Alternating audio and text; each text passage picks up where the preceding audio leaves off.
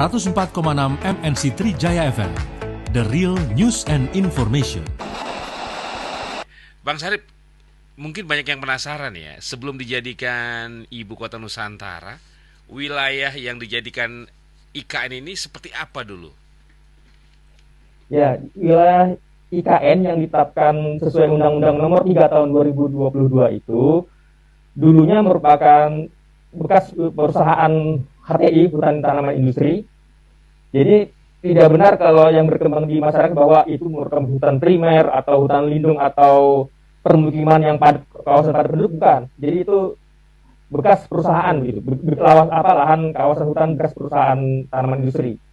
Adapun komunitas masyarakat lokal sendiri itu tersebar di wilayah Kalimantan Timur lainnya seperti Samarinda, Balikpapan, Tenggarong, Pasir dan sebagainya.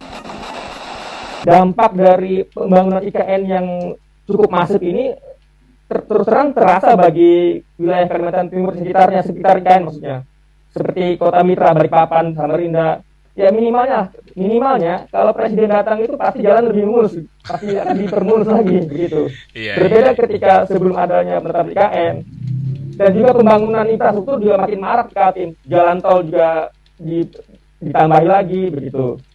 Jadi dampak positifnya lebih banyak ketimbang dampak negatif begitu.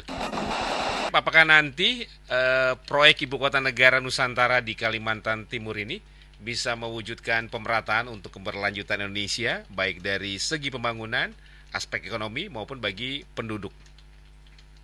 Sesuai visi misinya kan memang begitu.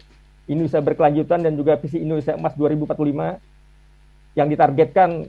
Jadi IKN yang Agustus 2024 ini adalah simbol dari upacara 17 Agustus yang pertama kali di IKN secara resmi. Nah, jadi jangka panjangnya sampai 2045 Indonesia Emas dalam hal ini pemerataan pembangunan yang dicita-citakan akan lebih merata begitu. Ya. Oke, menurut Bang Sarip, kira-kira prospek apa yang dapat dikembangkan bagi Indonesia sebagai sebuah negara dari proyek IKN di Kalimantan Timur ini?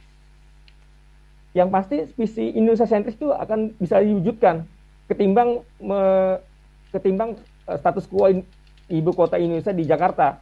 Karena selama ini secara politik setiap pergantian pemerintahan atau pergantian rezim dislogankan bahwa Indonesia akan menuju Indonesia adil makmur, pemerataan pembangunan, tapi kenyataannya ibu kota tetap di Jakarta, sumber dana segala macam itu terus disedot oleh Jakarta.